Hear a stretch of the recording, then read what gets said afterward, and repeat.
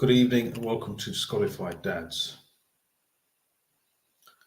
Tonight we have a very special live stream. Tonight I'll be connecting with my friend and fellow activist Shaun Buchanan of Equal Starts. Before we carry on, let a couple of people log in.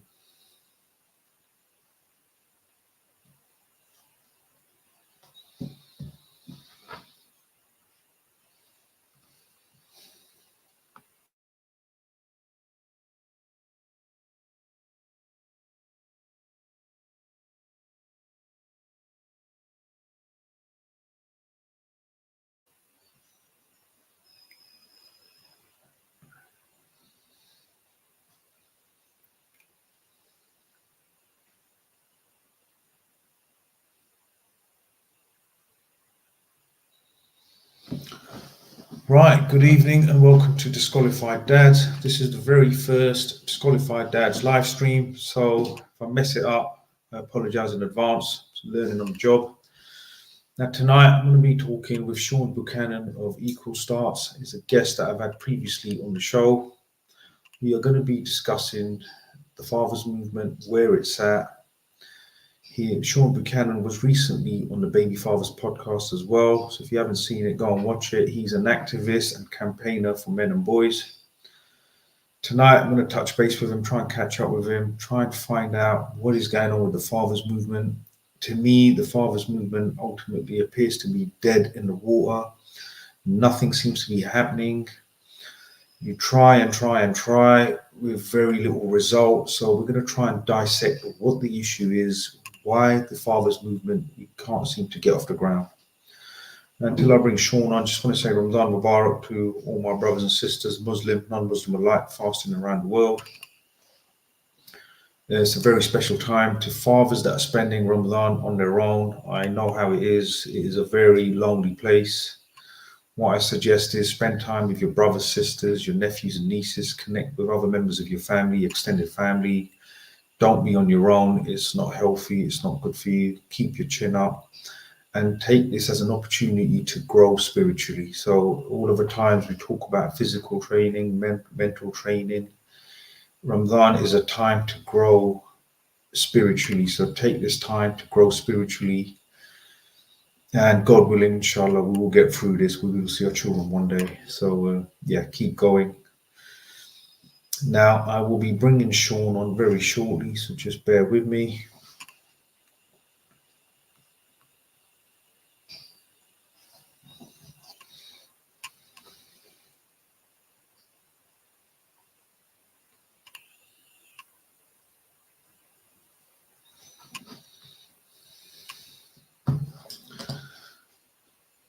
Now, let me bring on my friend Shaun Buchanan. Let's jump straight into this. Shaun, can you hear me? Yeah, how are you doing? How you doing, Shaun? It's been a while. Yeah, it's been a while. I'm just want to Yeah, sort your ring light out. Get it in front of you, Shaun. Get it in front of you, man. Yeah, I'm trying to might be sweet.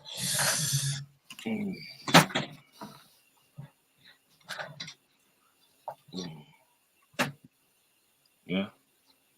Yeah, that's better. I see you now. I see you there. Right, Shaun, it's been a while. We've had a few conversations since our last podcast. And by the way, Shaun, I saw your podcast with that mayoral candidate. Very good, very impressive. If you haven't seen it, guys, go and watch that. I enjoyed that podcast very much. Shaun, let's jump straight into this, right? Yeah. Obviously, you're a campaigner for men and boys, social justice. You're working in a lot of areas. You've been, working in this area for a long time. Now, question I want to ask you straight away off the bat is, let's talk about the Fathers Movement. So tell me, where do you think the Fathers Movement is at today, right now? As in 2024, today's the 16th of March. Where is the Fathers Movement? Because I tell you what, before you start, I just want you to say to you that, as we both know, the Fathers Movement is a very difficult place, right? Yeah. Also, for me, I just sort of feel now that it's sort of dead in the water. That's what I think personally. But you tell me, where do you think the Fathers Movement is at right now? No, politically or otherwise? No, to be fair, it's not dead in the water. you said there's a lot of work going on behind the scenes. But remember, in order to make sure that we get parity, remember I campaigned for alienated mothers as well. Obviously, genuine ones Yes. that are not telling porkies or mixing up tales in order to get an advantage.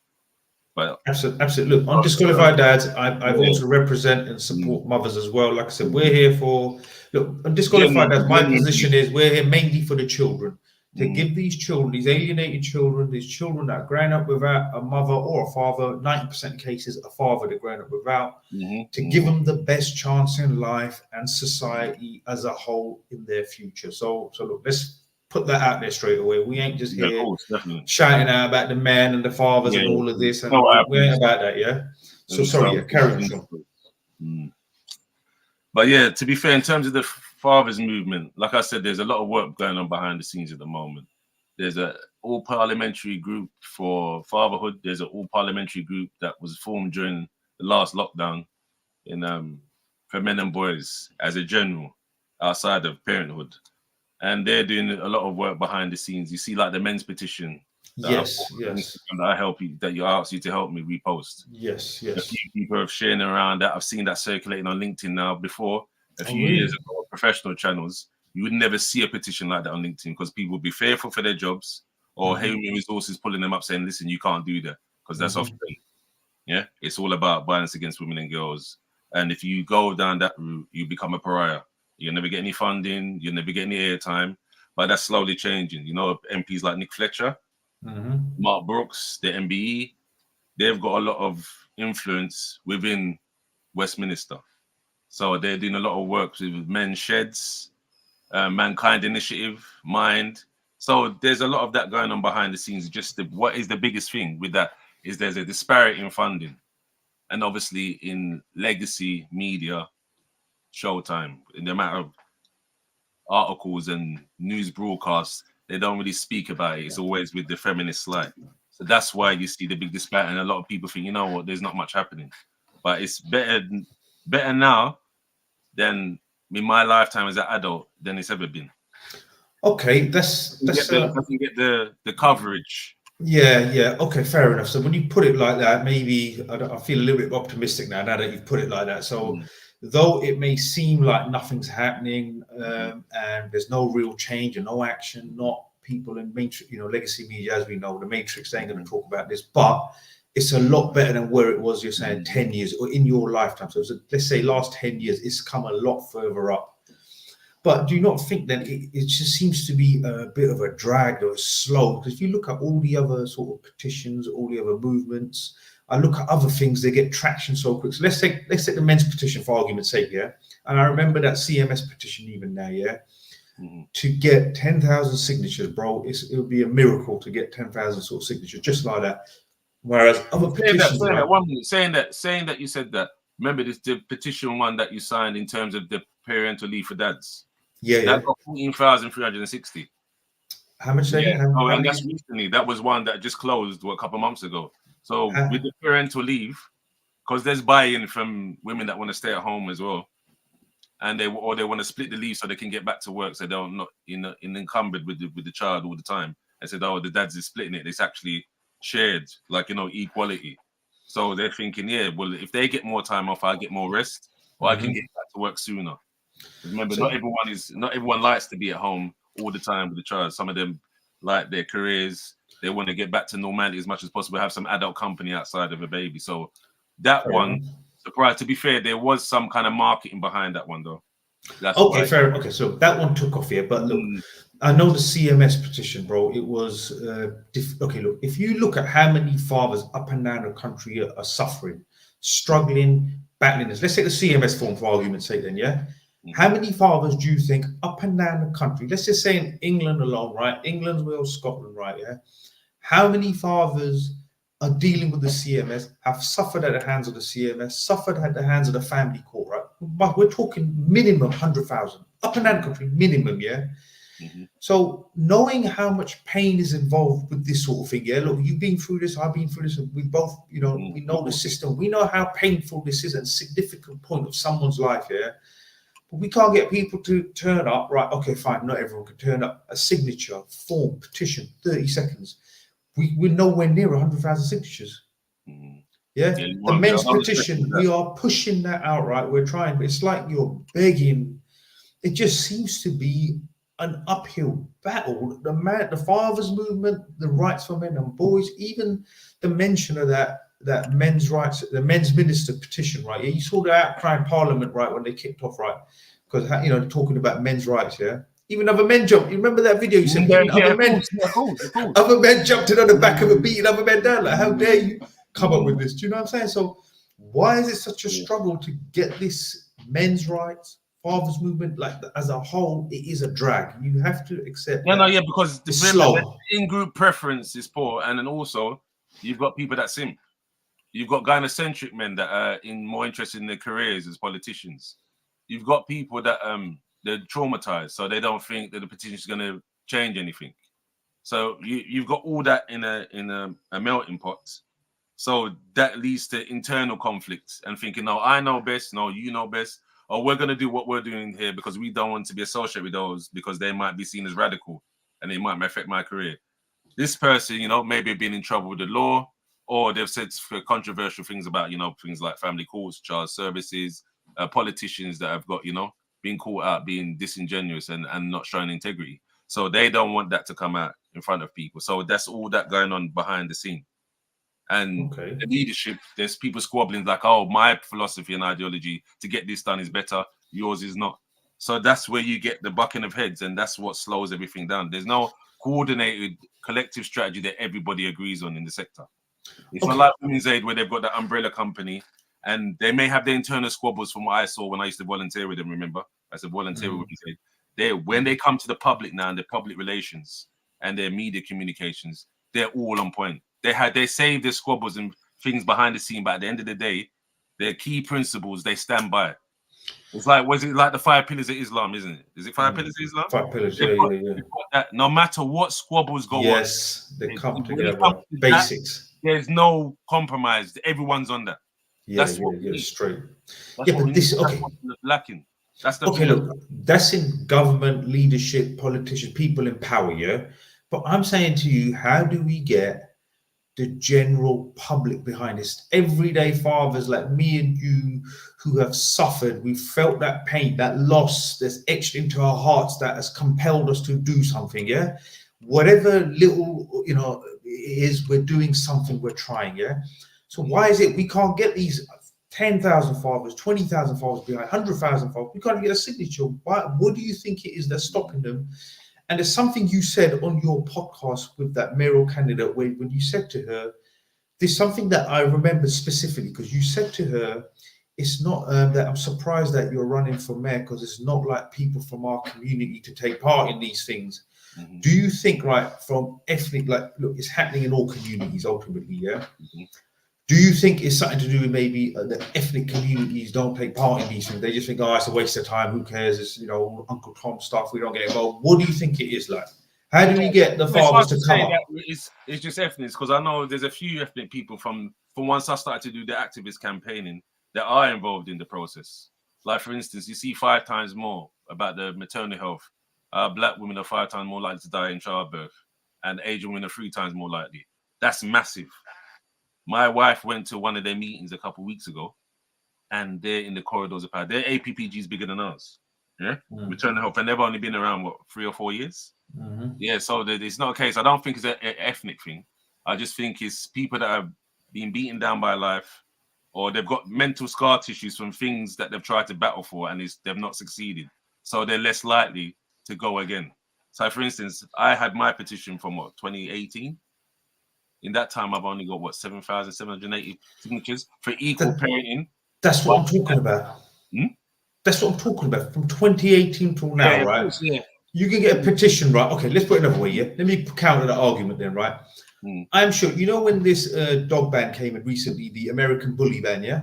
Yeah, of course. You saw the people coming up, kicking off. I mean, that presence, right? For dogs, right? Yeah. And look, I'm a dog lover. I'm an animal lover. I watch David Attenborough my whole life. I love animals. I love dogs, bro. I'm gonna get a dog eventually myself. Yeah. Now the thing is this, yeah. Do fathers seem to have less respect and rights than a dog in this country? less attention. They've got less coverage.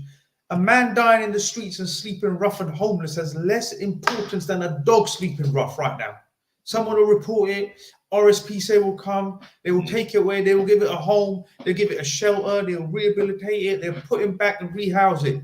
A dog has more rights than a father or a man in this country. How is it that we've come to that extreme and we cannot get flipping like up to 10? Even your petition, you said from 2018 to now, 7,000, bro. Come on, man.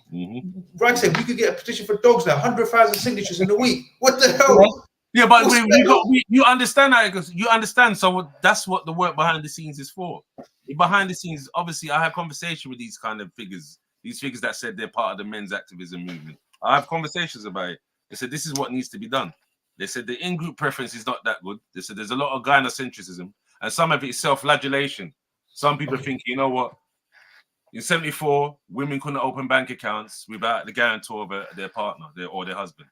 So they say, look, this is within living memory, just before I was born. You see what I mean? So they're thinking, look, it's not like it's the powdered wig days in the Victorian era or the 18th or 19th centuries.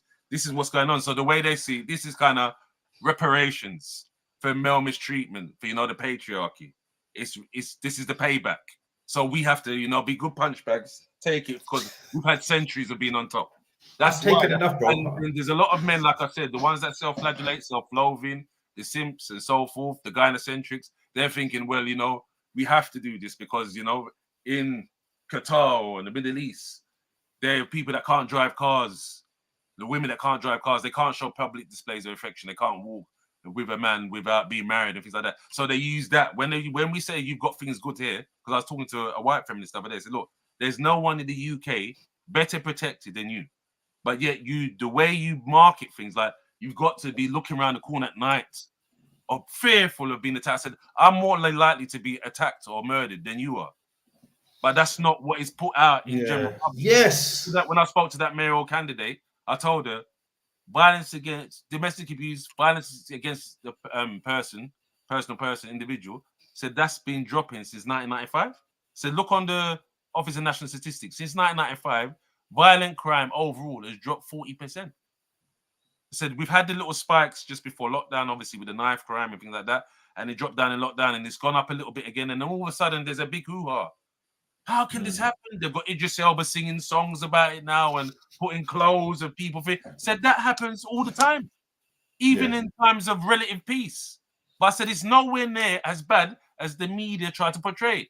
It's part of a pattern and to sow discord and division. It's like an old colonial tactic, divide and conquer. And a lot of men, they guilt trip and said, oh, it's terrible. We've done all these condition in the world. We've caused wars. We've carried on. Like even when I was speaking to, again, that mayoral candidate, I had to show her how many female politicians voted against the ceasefire on the Tory party. She was saying, oh, megalomaniac men who started these wars and they're funding the wars and then profiting from the wars. I said, yeah, but if you look in Parliament, because they said, remember, their voting record is public.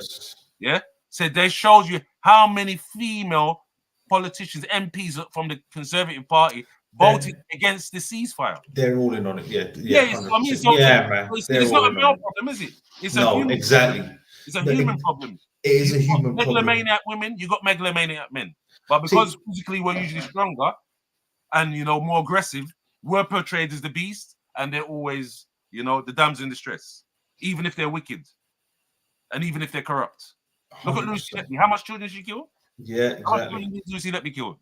Oh, there's mental health issues. What was wrong in her past? If that was me or you, we'd be hung from a tree. Yeah. With our balls in our mouth. Straight, yeah. Straight. That's exactly it. That's exactly it. It's automatically, because it was a female perpetrator.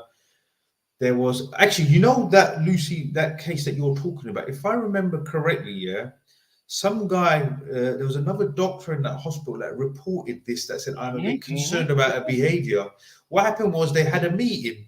She started crying at this meeting, and they made this other senior doctor apologize to her because he upset her. He made her cry. So they took her tears, again, be like the family court, crocodile tears, They know how to use them because society is conditioned to respond to crocodile tears. That's it. That's what it is. Another thing that you said about violence on the streets now, yeah? Let's talk about violence on the street. This idea that women are more vulnerable on the streets. I'm like you. I disagree, bro. I think as a man, you're more at risk, yeah? Because if you're walking down the road, like I said, bro, I wouldn't be walking down the road late night. I'd be in my motor, bro. I'd be in my van. I ain't getting out. And if I don't have to, it's no point putting yourself at risk.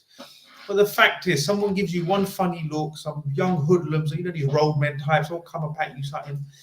If you stand your ground right, yeah, you're more than likely, if there's more than one, you risk getting shanked, number one, yeah. If you don't stand your ground, you're labeled as a pussy, basically, right? You're screwed. If you're with a woman, or you see a woman get attacked, you are obliged to intervene or do something, you still put yourself. You can't win, bro. You're screwed no matter what. Do you know what I mean? Hypocrisy. It's hypocrisy. Yeah. That's, to be fair, though, that's a human quality. Hypocrisy, double standards is something that is throughout all societies. But this, all ethnic groups. Shaun, this hypocrisy that we are talking about, these double standards, they are intertwined into the biggest system that affects society, the family court system and CMS. Because I think people still have no understanding of the devastation that the family court system, the laws in place, cause when they break down family units. Now, look, when I say break down family units, when they separate happily and reward one parent for denying child access to their other parent. That is the biggest societal breakdown. Now, this is what I keep talking about. We talked about this before now, yeah? Like I said to you, in the Muslim community, this is predominantly a new thing, right? Yeah, where we're seeing like me now, it's Ramadan, I'm fasting. I've never been on my own. Like, you grow up with your family, extended brothers, sisters, extended family. We have tight family units. You grow up, you get married, you have a family of your. You're never on your own. Now, in a time like this, when you're on your own now, yeah, bro, trust me, I'm not used to this. Yeah, it plays with your mind. That's what I'm saying. But this family breakdown that they've done, right? Yeah, what impact will it have on society in 5 years, 10 years? Do you see what I'm saying? What will these children look like in 10 years? Now, we've had discussions before about this, yeah? If nothing is done, right, if we don't somehow try and get this message out there, try and expose the court system, somehow try and bring change, what do you think society looks like in 10 years? Yeah, there'd be a lot more trouble, a lot more crime. I think there'd be more explosions of violence as well. Let's put it this way, up the road, Edmonton here, yeah? How many stabbings last year? Not just teenage stabbings, right? Up East London, this way down here. Edmonton was a regular hotspot for a while, stabbing every night. Do you know what I mean? Young kids stabbing every night. Is that what it's leading to?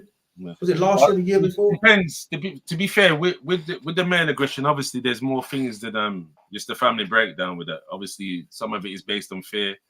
Obviously, as you know, the gang thing, you know. Yeah, but the gang thing, does that relate to the fact that that these kids, okay, look, the statistics say, right, yeah, 70 to 80%, if I remember correctly, don't quote me my figures, around that sort of figure, prison population come from broken homes. Now, when we talk about male aggression, why are they angry? Why are they aggressive? Is it because their daddy weren't around? Poverty is a big driver of that as well, though. Poverty is a big driver of that as well. Poverty. I think the biggest driver behind all of that, and I'm not being funny, if the kids are out at 12, 1 in the night, where's their dad? Who's watching them? Who's the policeman at home? Is their dad? Who's checking what time they're going in and out? Do you know what I'm saying? There's no dad at home. Who's keeping tabs on this stuff? So this male aggression is related to the fact that they had to join a gang. They're definitely intertwined, but like I said, there is more nuance to it, because if you was doing that, then that would be like that universally across the board, and it's not. There's so many things that's involved. Because look, my parents are still married. When I left home, that's when I got into trouble with police. You see what I mean?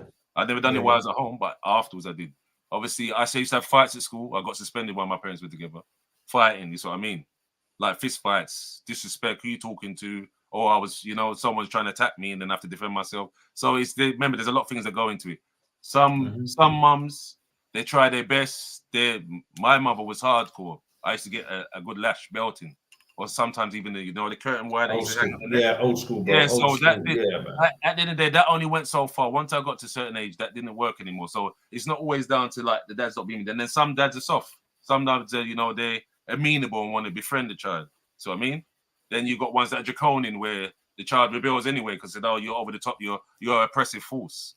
So these things all go into it. But yes, as a general rule, usually it's the single mother homes where a lot of these life outcomes they increase. Yes, and then that's they've known what this I'm for saying. 50 years. They've known this for 50 years. But the whole idea is that we have to make reparations for how we mistreated women for centuries before. That's the way, especially in the UK and the West in general.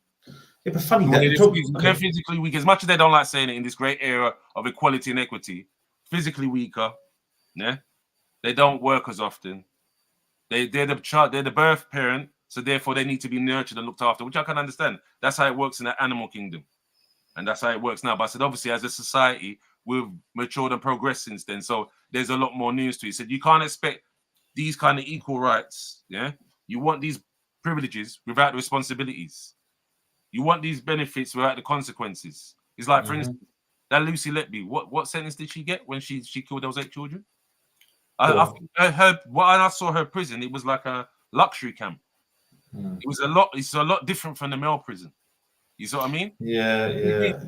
But they've got these organizations in the background saying, oh, well, you know, we're the gentler sex. But I said, but you've got women doing bodybuilding, stronger than the average man. You've got them doing martial arts. UFC, bro, boxing. All the women that ran in the last Olympic final and World Championship finals could run faster than 95% of men on the street. But they only want to use that when it's to their benefit. But otherwise, it's still, we're the damsel in distress. Please, knight in shining armor, save us. That's still the mentality. Even the other day when this book that I told you to get from before. Yeah. The empathy gap. Yeah. Empathy gap. They put that in there and said, look, we know this goes on, but as men, we're disposable. That's our purpose, use, utility. Yes. Utility. So that is just something that said you're born with, and that's what we expect culturally. When I read this book, I finished reading this book a few months ago, they told you that 60% of the female population still, even though they're working and got their own money, said that men should still be the breadwinner. Yeah. So a lot of them, when they're forcing a lot of this feminist trope, when they're trying to force it on women, most of women still believe that they take care of the home and do most of the domestic work and child rearing, especially when it comes to the nurturing.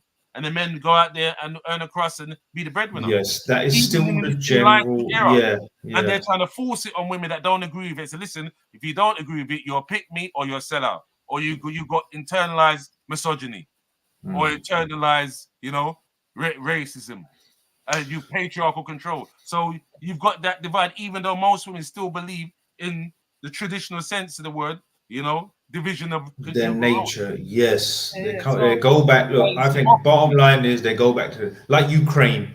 War breaks out. Guess what? No one cared about equality. Yeah, all the women. Simple.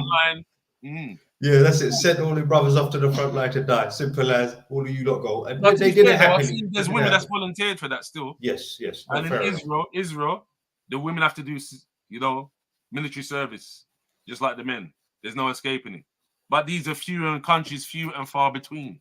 Yeah, but I'll put it out there. Israel's an apartheid state, so I'm not even going to talk about Israel. Apartheid state. I'm going to talk about that right now. Yeah, I'm going to bring them up. It's obvious. It's not. That's not something that is ambiguous. It's clear. It's straight. Yeah.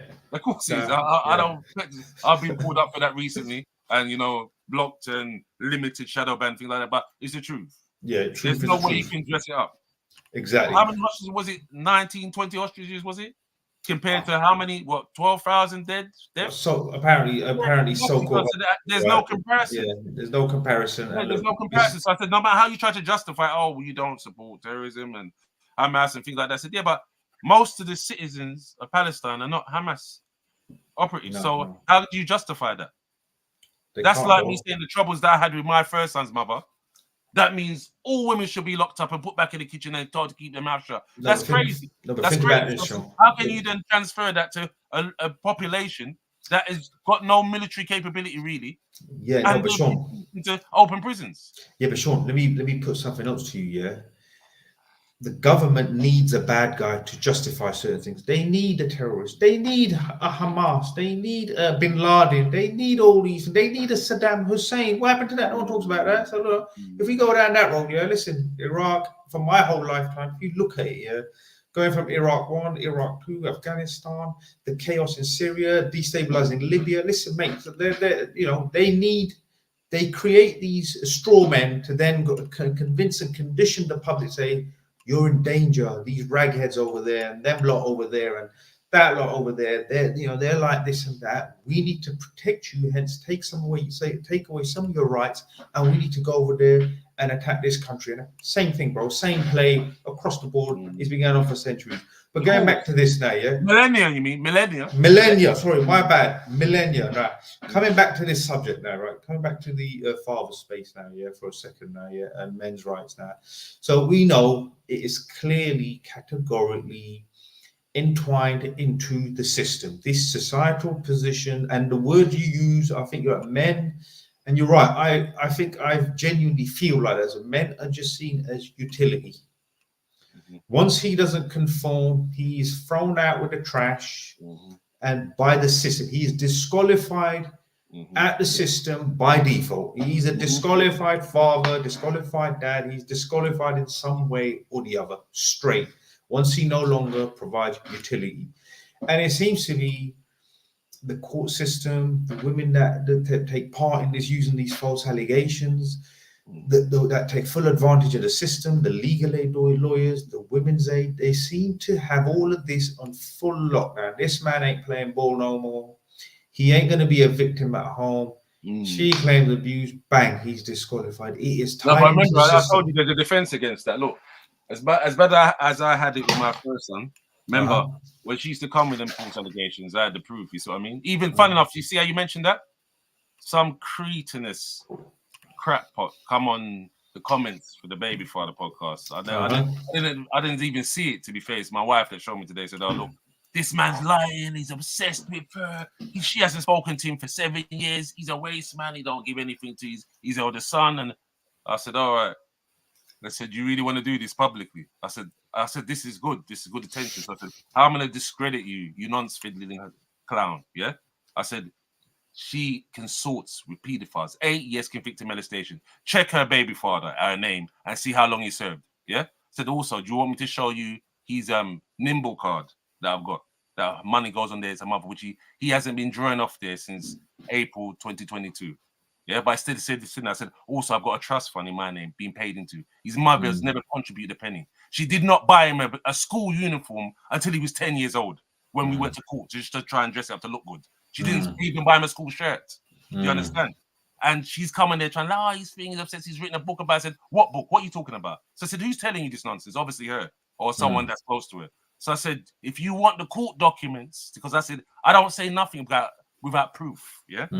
If you want the court documents and you want the WhatsApp messages and emails that I've kept all these years for progeny, for when I'm going on, and if anyone questions what I'm saying is not true, you can see for yourself. It's silence. But the way she's talking with full chest on the comments, Twitter fingers. Even though no one ever really paid any attention. I said, just to clear this up, because I know the host tried to defend me by deleting the first part of the comment, but I said, I'm going to answer it full 100. I said, and anytime you want to see me, we can do this all day, every day. I said, I'm here to prevent people like you ever having any talk in public, because you are a disgrace. I said, do you even know can you even spell narcissist? Do you even know what it is, you simpleton? I said, I will show you publicly and chop it up for you to see. He said, your friend hugs nonsense. She has nonce affiliations. Her mother was involved with nonsense. She's involved, and her sister's involved in it. That's why I went for my son full time. I said, unfortunately, a corrupt system like the family in this country and gynocentric feminist social workers have seen it fit for her to keep the boy. And obviously, he wanted to live in that den of iniquity. So I said, what do you want me to do? What can you do? I'm so there's no way I'm doing that. Said things like this, these injustices have to change. They have to be stopped. And any cancers involved in this ring and this corruption need to be removed. Yeah, no, 100%, Shaun. And that's exactly it. That frustration and pain, knowing that you can do nothing for your child. This system allows it. This system has tied your hands behind your back, put a blindfold on you, and then said, right, now fight for it. That is what you're up against. And it just kills you inside. I mean, what is a man do? I'm just going to read out a comment to you from someone that's watching live, Shaun. Read that comment. Right. Someone has said, From numero uno, Shaun, about the false allegations. Yes, a good father will prove most of them false. The problem is it will take a year or two. The father will eventually get the kids every 2 weeks. The father is at a loss no matter what, really, in the system, most of the time. Yes, to be fair, most of the time, but to be fair, remember I told you 470,000 single father households from the last census in 2021. That's a 70,000 increase from 10 years before. Okay, so we are making progress. Yeah, we're making progress. It's incremental, it's slow, and sometimes it's not what you see. Do you remember the bamboo? Where when it starts growing, most of it is the root network underground. Yes, You don't see it. And then when it does thing, it rockets, it overtakes all plants that are ahead of it. I like that. Yes. So as much as people say that, and I know, to be fair, I know on my own personally, I know 7 men that have got their dads as the resident parents. I believe you can win. Yes. I think the key with the family court is, look, I think what happens. To be fair, it depends who you get as well, but it depends. Like a football referee's lucky dip. It's a football referee and interpretation. No, it is, Shaun, but it also depends on how you play the game. Because I think what happens is most men are so emotional when they go into it. Yeah, they're lost, they're skint. You got your own solicitors fleecing you, your own barristers 9 out of 10 times against you because they're all making money. Father doesn't know what's going on. He goes in, he's emotional, he gets played by both sides, his own side and the other side. They're all in on it, and before he realizes what's happened or what's actually happened, he's skint, he's lost everything. It's 2 years down the line, it's too late. Yeah, I think the key is you keep a cool head, you stay calm, you stay patient, but you keep chipping away slowly. Don't get emotional. Just to all fathers out there, you can't fight emotionally. You got to keep chipping away. It can work. I believe it works and it can work. And the thing is, stay away from family lawyers. They're only interested in money. You need a good Mackenzie friend, good vetted Mackenzie friend, and represent yourself and learn a bit about the system before you go in. And prior to you ending up there, know what rights a father has and doesn't have before you enter a relationship. I think the key is father has no rights in law for his children. As soon as you walk out the family home or you pushed out the family home via molestation order, you have lost. You have no rights over your children, period. A father has no automatic rights in law. So know that. Understand but that. Remember, you're different because you was married, weren't you? You're married. No, I'm not married. You're married. Huh? I was only married religiously. Oh, okay, fair enough. I refuse to have the government involved in my relationship. I only get married in the eyes of God. In the eyes of government, it's just a financial contract. Yeah. So I refuse to get married in the eyes of the government. That's why they encourage you to, especially from there's people in our community. They're pushing it. When you're a Christian, you get married, and you're married. Obviously, the children will automatically have your surname because if the wife has your surname, so therefore you've got legal rights from birth. But obviously, if you're unmarried father, obviously they put them in the name of the surname of the mother if she's got a maiden name still, and that's where the discrepancy comes in. That's why they usually, much as people say, "Oh, it's the old hat," and that legally it's better for you if you're married before you have children because the wife takes your name, the children will have your name, and you'll have that right straight away. Instead of having to apply for parental responsibility through the courts. It's well known. You look at William Blackstone, it shows you the rights. Yeah, but Shaun, that does still not give you nothing, though, does it? Those rights that you're talking, it don't mean nothing, though, do they? Like you can't. Like a married man, you might have your name. You have parental responsibility. That means you're just going to pay. That means you're just going to pay, bro. Doesn't mean you have access. Yeah, it's true. That means you're going to pay, but you got a better chance. It's like, for instance, you said people should stay calm and have evidence. I stay calm and had evidence. I got 5 hours about something on a Saturday. So it's not, that doesn't always work either. There's nothing universal in this, but it gives you a better chance and more options. You understand? No, I agree. You need to increase your chances. But look, being married, I think it works against you, bro, because it will financially ruin you. She will be incentivized to play the victim card and the allegations because she'll get off your property. So she has to play that card harder, yeah, to keep you away. You stand to lose everything. And even though you have parental responsibility, you don't get nothing. But I know many married men registered with the government, they're worse off. They're the worst off that I know, like in this situation. Yeah, but remember what I told you, a lot of fellas, they don't want to do what is necessary. You see, when my first son's mother came with, I'll go to child maintenance service. I said, is that right? Remember what I told you before? Left hand is benefit fraud, right hand is social services. Which one do you want? She never mentioned that again to me. And look, I haven't given her money directly now since what, 2017? I've not had a peep at a child maintenance service because she's worried about her social housing and her benefits. She'd rather keep that than receive the money from me. So what I do, I just give it to my son in his nimble card and pay into your trust fund. You see what I mean? So that's, but a lot of fellas, when I showed them and said, "Oh, I don't want to do that," it's underhand. They said, "Yeah, well then you're gonna be at disadvantage." So when you're lamenting and say manana, said, "I'm giving you the tactic. You don't want to employ it." I said, if you don't want to keep records when you start seeing a jacked up behavior, you don't want to keep records of what they're doing. Yeah, that's romantic. Then you leave yourself at disadvantage. You can't come more about it because I've given you what is possible and what needs to be done, and you don't want to do it. No, you're right. That's the problem in it. It's hard to keep focused in keeping these records, keeping a log of the behavior issues. It is difficult. And sure, I just want to read out another comment from Numero Uno again, yeah. And I think he says correctly, if you're on the birth certificate, it's the same parental responsibility as marriage. Do you see what I'm saying? Of course, yeah, but you have to. If she doesn't put you in, remember they can go until recently. You could go there, register the child without the dad being there.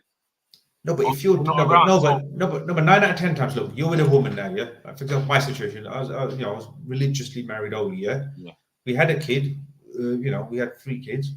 Got on the birth certificate at the time because we were cool. Do you know what I'm saying? My point is, if you split up later on down the line, if you split up before the childbirth, then you got problems, yeah. I get it, yeah. Then it's a different beast, yeah. But what I'm saying is, that parental responsibility, you're on the birth, you've still got that. CMS coming after you, still same as when you're married. When those false allegations come at you, it's game over, bro. Regardless, married or not married. Do you know what I'm saying? Yeah, of course, yeah, it does. But as I said, I know people that have navigated that and escaped all that. No, I agree. No, I know people that have navigated the family court system. And as someone else mentioned in the comment, again, you got to keep a cool head. It's a strategic battle. It ain't going to be easy. I'm not saying it's going to be easy.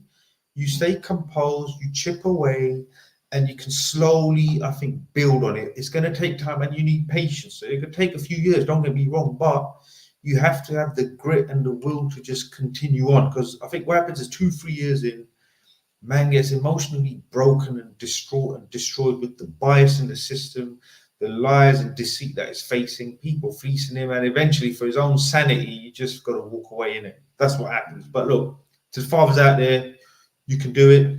You got to just stay composed.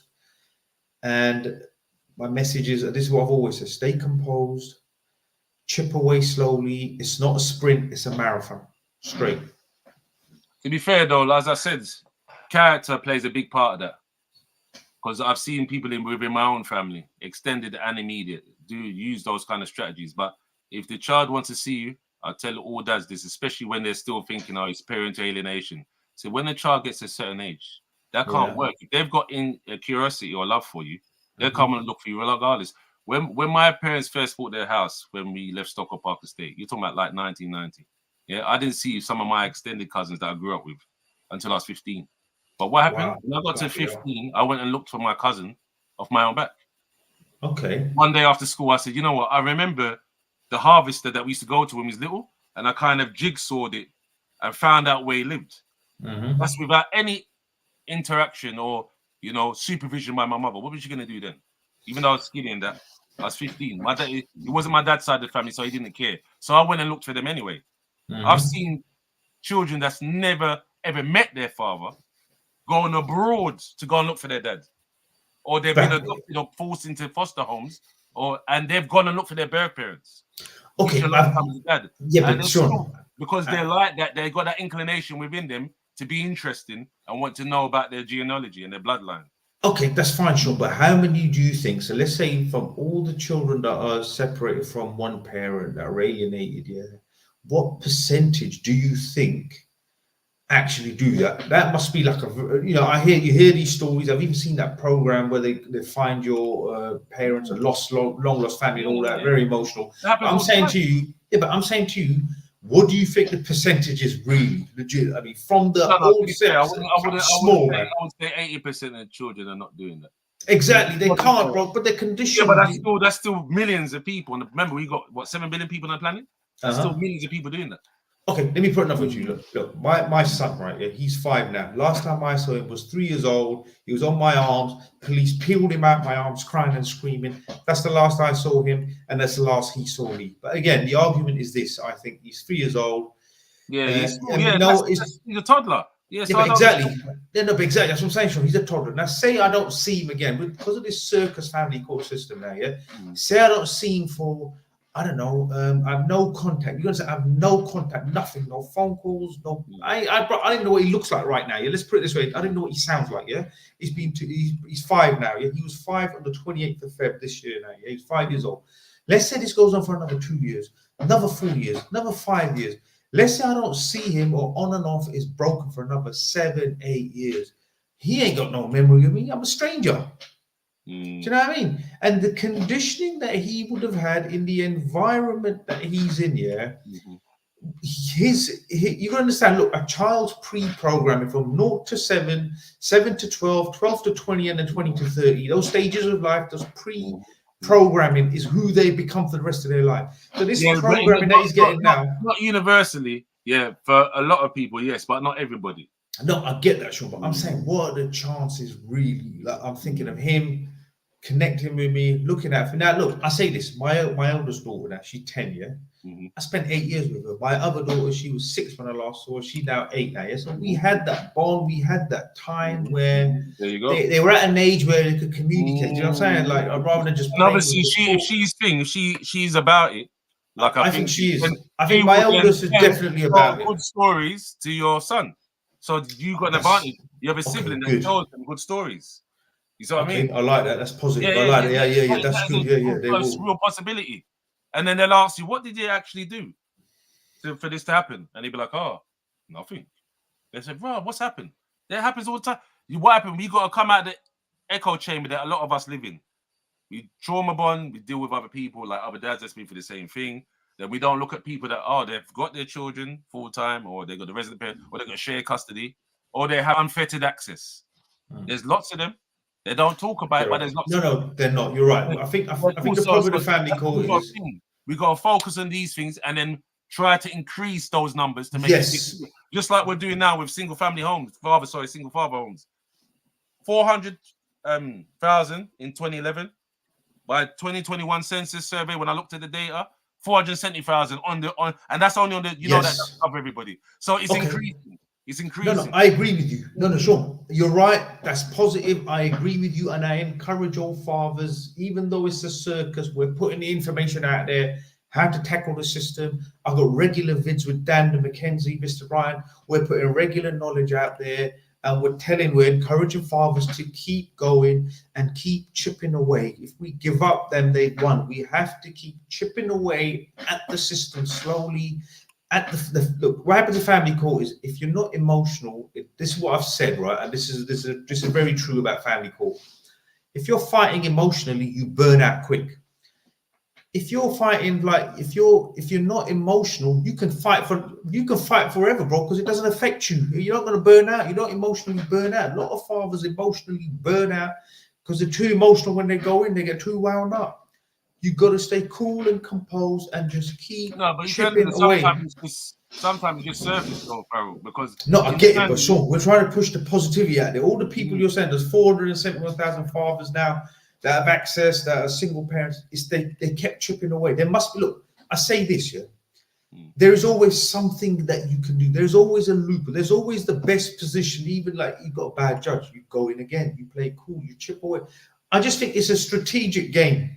You have to play. But there's no guarantee. You have to increase your chances to win. You have to increase your chances. What you're forgetting is that some people do that and still don't succeed. I agree. So I agree. You got to balance it. Obviously, you got to have the positivity, but you also have to have the realism and the negative. That's what positive and negative make realism. So you don't get too high when you succeed and not too low when you don't.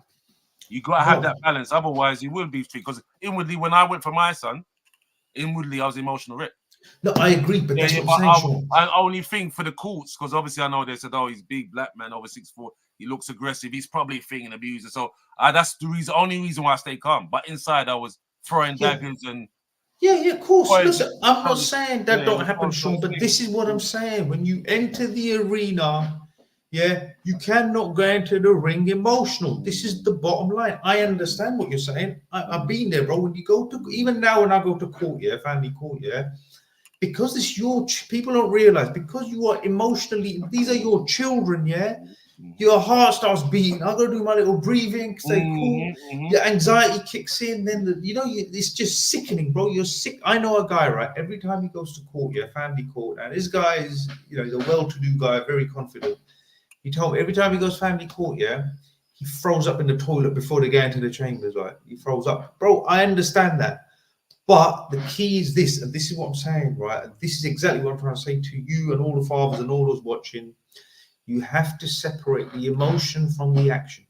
The only reason I have survived these last 2 years living out of a van, yeah, literally hustling through day to day, living out of a van, just surviving. And I've forgotten only now, right? My non-molestation order is over, the occupation order is over. You might have noticed I'm in a different surrounding. Yeah, cool. To me, like, it's now luxury. Having a roof over my head, it's like luxury. But right. Our point is, this 2 years, right? Let me tell you, right? The 2 years is now I realize now, only now I'm going through PTSD. I'm always on edge, even inside. I keep thinking, like, someone's gonna come take me out of here. I'm scared to settle in, all this sort of stuff. Even though I've got, roof around me, I'm pretty safe. Yeah, you're psychologically scarred. Even walking down the street, I'm on edge. This is my streets, bro. But the thing is, only now I realize it's been 2 years I've been living like this, bro. 2 years. And then I've realized now, yeah, that of what I've been through, the 2 year cycle. Now, the fact is, it's taken 2 years to get here, yeah? But within those 2 years, I could have easily done something stupid to myself, to someone else. I could have been in a very, very bad place. Very, very, I wouldn't be sitting here now. But if I did do something stupid, I wouldn't be sitting here now, would I? But it's taken 2 years. So you've got to remain patient. You got to compartmentalize it in your mind and then carry on chipping away. You with me? Yeah, of course. You have to compartmentalize it. Definitely. But you never get rid of the emotion. You can suppress it and it comes out another way. See, no, listen, it's coming out now. That doesn't work. Because I use that emotion and pain for what's going on to say something's got to change. So I've channeled it. It's like when I used to do when I was younger. So though you got a bad temper and that, and I used to do the running and the boxing. So that's why I used to release the tension and the anger where I couldn't actually get to do it to the people that I really wanted to do it to. So I mean, so you got to find healthy channels for it, progressive channels. Because I know it's absolutely. They do this kumbaya thing where they think they can go, to like, the Brazilian rainforest and the Ayushka and all that. I said, listen, I've rarely seen someone that can let it flow through them, like, release it. Usually what happens is suppressed and then eventually they either implode mentally or explode. Yeah. No, 100%. I know guys, right, they have had heart problems, because that emotion. Yeah, look, I'll tell you straight, even now, even though I'm home, like the memories they trigger me now, because before I was out in the streets here, living out of a van, I wasn't in this environment. Now I'm in an environment where I spent time with my children, yeah. This stuff triggers you, it plays with your mind. I'm having dreams. I had a vivid dream a few weeks ago, yeah, where when you see someone and you look them in the eye, yeah, you both connect straight away. You both know what you're feeling or thinking when you see a long lost loved one or someone like that. That emotion clicks straight away. In a dream, I saw my daughter, and in her eyes, I could see the pain. And in the dream, I'm saying to her, in my head, I'm saying to her, baby, I know what you're feeling. I've got you. Daddy's working on this. And just with the eye contact, you sort of acknowledged it. Bro, I felt that in the dream that vividly. Do you see what I'm saying? This stuff plays your mind 100%, man. That's why we got to keep chipping away. We got to keep doing this. We got to keep exposing this. And you're right. We got to stay positive. It is like you said. It's like the bamboo. It's like the bamboo plant, bamboo tree. It's just keep chipping away, pushing. Suddenly it'll push out. But we have to keep the battle on, basically. No, we do. But remember, a lot of people, they get discouraged. So that's why we constantly need new people helping us, because the people when I started that I was interacting with, most of them are not doing it anymore. Like you said, they're burnt out, they've got discouraged. I can understand. But that's why we have to keep thinking, developing the systems, getting people on side that have got a bit more, battle hardened, got the character to say, what, enough is enough. As men, we fell asleep at the wheel. We've allowed this to happen on our watch. Yes. As a collective. Yes, 100%. So we need to find more people like me and you that can build up the media communications, that can, run events to fund what we're doing to try and challenge government. We got to find, MPs and politicians or produce them from our own communities that goes in, like what Women's Aid done. Women's Aid in 1974 was 50 years ago, was a loony fringe group. Radical feminists. Now they've got 3 or 4 of their former members now as MPs. They're in the corridors of power. Yeah. They've got funding from government. They've found people that, worked in finance to show them how to structure the company, where they've got the umbrella companies, where they can make private money as well as take public money. We should be doing that. This is why I'm saying at the moment, Mankind Initiative is not fit for purpose because they've been around similar time. Family Needs Fathers, Both Parents Matter. Both Parents Matter was created same year as Women's Aid, but yeah, Women's Aid's got all this juice. Both Parents Matter, Family Needs Fathers doesn't. That's because we've not enriched, we've not put resources into it or devoted time to make sure that there was a better balance of power. So this is what I'm come here to rectify. Okay. I won't stop till I'm dead. Simple. Okay, Shaun. So let's try and for the viewers that are watching as well, for the fathers that are watching, what do you think? Where does this need to? What do we need to do? So, okay, there's one. Let's say there's a father at home watching now. He's broken. He's lost his kids. Years have gone by. Whatnot. What should he do? What can he do? What can one man sitting at home right now? What advice would you give fathers? What is your message to fathers, to men, to boys, to of what they need to be doing? Something simple that they can do tomorrow to help this movement, to help get this message out. Well, the young boys, I tell them, listen, you got to check your decision making and know who you're dealing with. Yeah, the system is gynocentric. So once you know that, you can plot a way how to navigate through the obstacles and over them. Yeah, dads that have lost their children and haven't seen them for years, the only thing I can recommend is that you leave the door open so they can come and find you, and that you log what's gone on over the years. So the years that they haven't seen you, they know that you're still thinking about them, you still love them, like what you do. What you do, this is this, and I'm doing this for you. You know, that kind of spiel that you give when you're doing your shows. So that way, so you've got a legacy of record going back. It's not just a fleeting thing, consistently that you're trying to see them, that you still think about them, you still love them. That's the only way. Otherwise, it's up to the child's conscience. Because remember, as you get bad seed adults, you get bad seed kids. There's some kids I've seen, they've been spoiled, their parents give them everything, and then as soon as they don't get their own way or they get older where they don't need them anymore, they're not going to look for them anyway. My old man grew up with his dad. At one point, my granddad looked after him by himself when my grandmother ran off with her fancy man, and he turned around and still was funny with his dad. When I told him when he got to the age when he went to go home, I said, Dad, why don't we get granddad to come and live with us? I could see my dad didn't want to do it. And that was a man that was involved in his son's life. Yes. So it depends a lot on the character. What I would suggest people do to stop the emotional trauma, when people show you who they are, believe them. And the way especially what I've been through over the last 7 or 8 years, anyone, I can cast at anyone. Anyone that goes against the precepts and principles I live by or values and works against my best interests can all go. So I've got hobbies, things that I'm invested in, activism, charitable work, little volunteering. I've picked my friends now according to what I would expect in my family. That's what you got to do. These kind of support networks and build it, because then you're mimicking and creating more people that share your interests and have your best interests at heart. Not pretending to have your best interests at heart or telling you they love you through lip service. It's by the deeds. And there's a key scripture that I used to read when I was young. I didn't know how serious it was until I went through what I've been through the last 8 years. By their fruits, ye shall know them. Yeah. So they can say, "Oh, Farrell, I love you, great thing, mate," and blah blah blah. What are they doing to help you with your movement?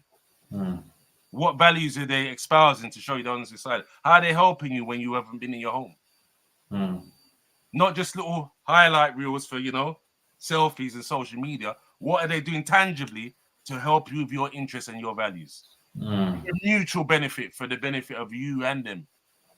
If they're not like that, whether it's wife, father, mother, cousin, siblings, if they're not that, remove them. Because what you're doing then to turn yourself is into a human punch bag. This is why we have so much mental health issues and personality disorders. Because I've seen people strive and for their parents' goodwill and approval for years, ruining themselves mentally and financially, thinking, what's the disconnect? Why am I still being treated like I'm Cinderella? Because they think I owe them, they gave birth to me. I tell you, any mother can be an incubator, like any father can be a sperm donor. Yeah? A real parent strive. Any children that have been looked after by their parents and they've had a reasonable upbringing and they've brought them up to adulthood where they're reasonably successful, going to bank of mum and dad for properties, helping them with their children when they're growing up as grandparents, and they can't look about their parents and putting them in homes and can't have them live with them because they want Hollywood showbiz life. That's the era now, isn't it? Unfortunately, yeah. These things we got to look at because a lot of people, unlike me, they don't cut it off when they're boarding. They're combing it over, and the mental comb over is all you're doing is kicking the can down the road. That's not helping. You've got to embrace reality and face it. You can't hide from shirt from it. We're men. You got bad seed children. You got bad parents. You got bad. 100%. They badness and wickedness permeates every aspect of society, every relationship. I've got a more loving second son, but my first one is rotten, obviously, and he likes to consult with nonsense. This is the reality of it. Same with other people I've seen. Like I've got a neighbor that I look after, as you know, when you came to Mines. Her daughters live miles away. I have to, but a few times over the years, I've had to leave work to go and look after her or take her to the hospital. She's fallen over and broken her hip, and we're not even in the same community. And she's 95 now. Wow, bloody hell. And she brought up both of them. Even now, she still gives them money. Yeah, yeah, these are the things we have to embrace. You can't. There's only so much bowing and scraping, like, oh, we shall overcome one day. There's only so much of that you can do without ruining yourself or ruining your own life, financially, emotionally, and spiritually. No, you're right, Shaun. But the thing is this, everything you've just said, like you said, sometimes I think now, I think to myself now, like, I'm close to my brothers, sisters, my nephews and nieces. Luckily I've got 16 nephews and nieces, loads of them, It may be that the day that I go from this world, they're gonna have to bury me, bro, because my own might not be around. That's the reality, isn't it? That's the scary. People don't realize this is what I think about now, because when you've lost contact with your kids, right? People don't realize the devastating. That's your legacy, bro. They're gonna. You hope that they will see you out when you get old on some level, right? Be looking out for you, bro. If you've got no contact with them and you lose contact with them forever, this stuff haunts me now. I'm thinking, listen, man, who's gonna bury me? I'm gonna have to rely on my nephews and nieces to look out for me and bury me when time comes. Do you know what I mean? You can always have a walking stick. That's what we say in Jamaica. You can have a walking stick. Have some more kids. Sometimes there's a numbers game. You know what I mean? Have more kids. Find someone better. Let's try and end this on a positive. Sure, we've gone on for a good hour. Let's try and end this on a positive. I just want to say thank you to all of those people who have engaged, all of those watching live.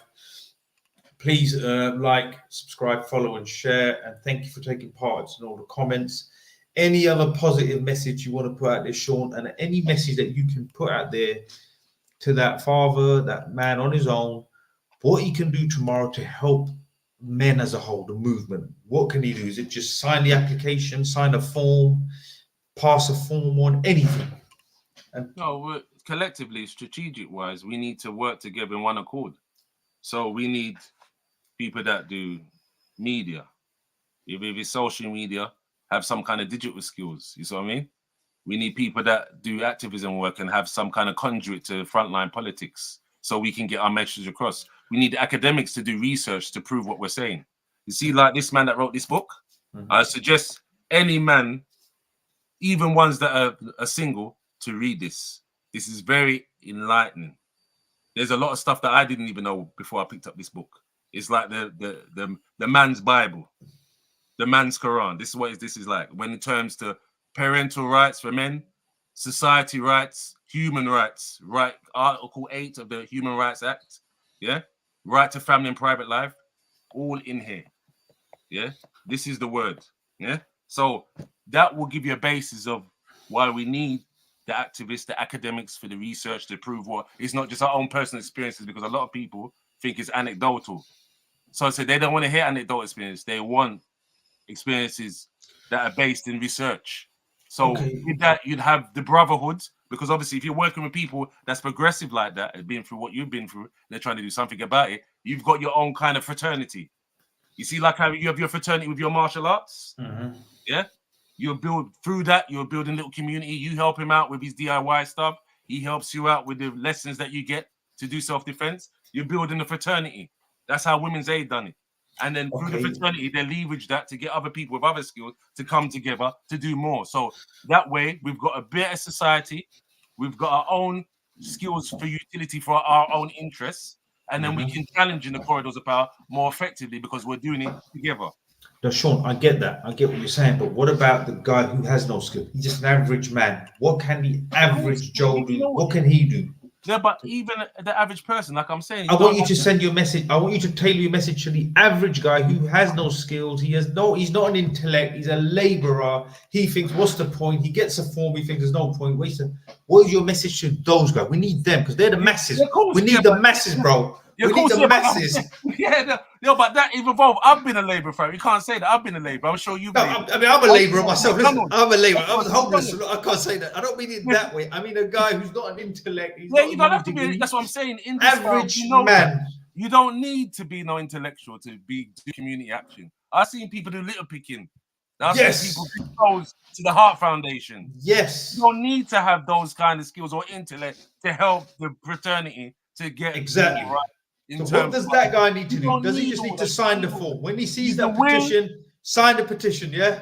That's the least someone can do. When you haven't got the petition, you should be putting up for me. Put up the petition. The petition is going to be in the link. I will put the petition in the link of this video. I'll upload it, link to this video. And when we have our next meeting, bring some along. If you know these average guys, bring them along so we can meet them. Yeah, I'm down with that. Like you see, the other day, I took a few average guys. We went to Island Fusion, a local Caribbean restaurant, and we divvied up. We went and watched Bullet Train at the cinema. As I told you before, 2 Decembers ago, we all went to a spa in Clacton-on-Sea. Got the red light therapy, nice massage, as well as talking about what we talk about. That's what I'm saying. You man are living at large out there. What's going on? You ain't average guy. Red light therapy and everything. What I'm saying? Because obviously, you can, like you said, you can't always be naked and everything. It's so terrible. Positive. Lift yourself up with little pampering. Yes. Self-care. This is part of it. The whole holistic growth. I'm down with that. And through that, we can build a fraternity that can challenge in the corridors of power. There's so many of us. Look, 100%. I just want to say, listen, number one, I'm not offending. I'm a labourer myself. I've been a labourer and I'm still a labourer. Also, and I am an average guy myself, so look, I ain't dissing no one, ain't putting no one down. What I'm trying to get at is I just wanted Shaun to put a message out there to the father, to the man who feels beaten, who thinks he can't make a difference. Guys, just sign the form. I know there's a lot of people say it's pointless, these forms. Just sign the form. It's 30 seconds. That's the least I think anyone can do, yeah? You can't do nothing else. Nothing else is going on. Least you can do, sign the form, pass it on to some friends and family. That's all we can do. But we need those everyday guys to stand up and come together, share these videos at the least, like these videos, spread these videos. Like Shaun said, it is moving along. And the other thing I want to say about family court is, look, you'll always hear the horror stories. There are a few good, you'll never hear the good stories, so don't be disheartened. You can win, chip away. There are plenty of good stories out there. You just happen to always hear the horror stories. Shaun, remember, we've got Google, a great internet tool that we didn't have years ago, yeah? And when I was campaigning and obviously going to court for my eldest son, there's court cases, case law that you can see of all dads that have been successful of gaining residency, or at least sharing custody. So what you do, you read up on those and see the patterns of what they done to give themselves the best opportunity to get their child full time. 100%. And listen, you got to do the research. Anyone that can read and write can do that. No, 100%. Listen, you got to put the work in. And look, once I get my kids full time as well, when I get full unfettered access, I'm going to lay out the whole blueprint. I'm going to lay out the whole map, yeah? Like I said, it's been on a journey. 2 years is a long time to live out of a van and still somehow end up back home, yeah? It's a miracle on its own. So first and foremost, I thank God for giving me, getting me back here, getting me some safety and security and a roof over my head. Right, Shaun, this has gone on long enough. I want to thank everyone that's taken part. I want to thank all the viewers. I want to thank all the guys that have been writing in the comments and chatting in the comments. Appreciate all of you. Love all of you. Shaun, respect for coming on again. We should do this again soon. Keep up the great work. I will push out that form from tomorrow onwards. You've reminded me. I'll push it out on my Insta and I'll try and get it onto the link of this video in the description. Guys, thank you all. Have a good night. Shaun, respect to you. We'll speak soon, yeah? Over and out. Guys, that was Shaun Buchanan. Like I said, he was on it. Thank you to him for coming on. Going forward, I'm going to have more live streams. And eventually, soon, I'm going to have Dan coming on. Dan, Mr. Ryan, the Mackenzie friend, he will be coming on soon.